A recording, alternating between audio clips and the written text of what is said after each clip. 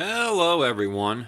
I wanted to share the progress on my homemade incubator that I've been working on. I'll tell you, I've ran into some difficulties, some troubles, and the wiring and different things, but I wanted to go over it a little bit.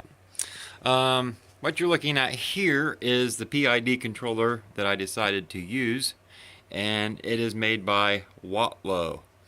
The original one I purchased here was this one here, which was, or is, a MyPin PID. Let me get it out of the box here.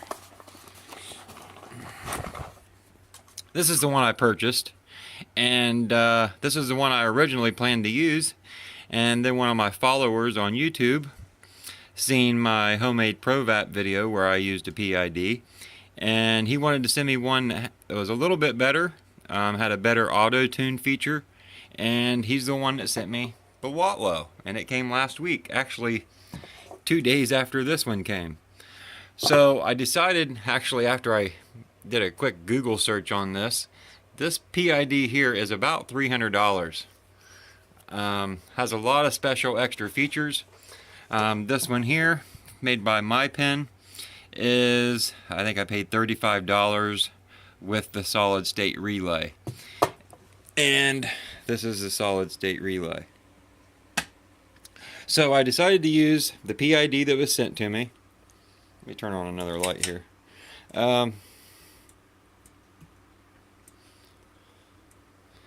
Which is this one, and I'm using it with the relay that came with the one I purchased.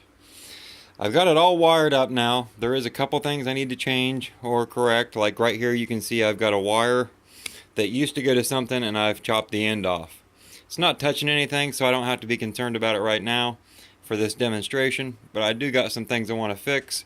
I want to change out this ABS box, which is this plastic box. I cut my holes a little bit too big for my toggle switches, and now that I've got everything figured out how it goes, not everything's going to fit in this box, so I need to change that out.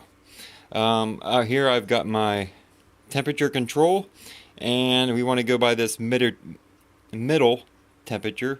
That's the one that works off of the probe that runs down inside of the incubator.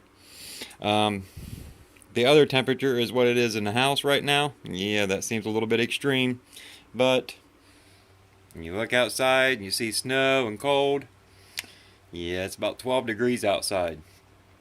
Probably need to damper the wood burner down a little bit, but that's what it is right now in the house. Anyway, I wanted to give you a little demonstration on what I've got here. On the inside, let's go ahead and open it up real quick. On the inside, if we kick it on with this toggle switch here, that's going to turn on the fan, the heating element, which is under the fan, and I'll show you that here in a second. But I wanted to turn the light on. I got a LED light up there so I can check my cells with some light. I'll shut the light back off now in the PID, and we'll pull out this fan and my heating element. What I've got here is a 110 fan, which I may end up changing out to a 12 volt fan. That way it ain't using as much electric. And then here I have a heating, already hot, just that couple seconds. A heating element. This will go up to 220 degrees Celsius, I believe. I don't know what that converts out to, but I'm going to say it's right around 400 and some degrees. So what it does is it heats up this plate, and then this fan sitting up on top of here, in which there is a little space between the two of them, pushes the heat out the sides. Or wait, no, I have it sucking up. So it'll blow the heat up through the top, right up through the incubator. I haven't really decided whether I like it doing that or flipping it over and blowing towards the heating element and pushing the heat out the sides. So I need to experiment a little bit more with that. On the inside here, I've taken an old ceramic tile. It's broke, but it's working. Need to find a better piece. And I got the heating element setting on that just so it doesn't melt the styrofoam underneath of it. And I watched a video, last winter, I think it was, where somebody did some experimenting with an incubator, and by simply placing a brick on the inside of the incubator, it didn't kick on as much to heat up because that heat was holding, or brick was holding heat. So we'll set this back on here like I had it, and we'll kick it on. That's the introduction screen that we see there. I've got these little fingers which I put on here, and they're not exactly the way I want them just yet. Got some tweaking to do. But if we look here at the PID, the green number is the set temperature, and the top is the actual temperature on the inside of there. Now if we compare this actual temperature with the actual temperature here, 77.9, 77.4, so they're pretty close. Now you can see this one's reacting a little bit quicker than the PID. So I've got some calibrating to do there. But all in all, you know, I'm really liking this. And don't forget, I do have one of these drawers. Let me open it back up here. This is where the queen cells will go on, just like I've got back here.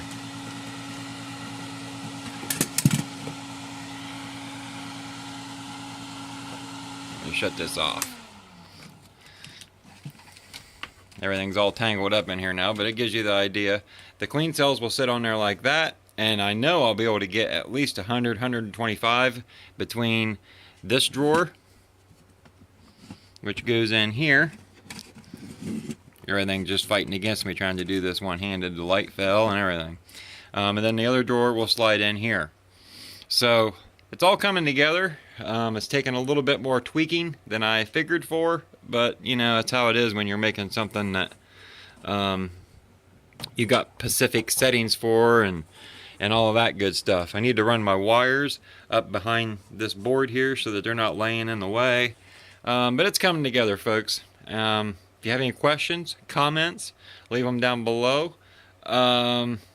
This here is a toggle switch for my light. Let me turn that back on. It's going to be facing right at us now because it dropped. But this is a toggle switch that changes the dimness of the light. And I'm probably just going to mount that right over here on the inside. I was going to try and put it up in the box, but it just seems like too much of a headache. You see this little number 1 here. That is an indicator that you're getting heat to your heating element. When you get up over the 93 degrees, that number 1 will go off.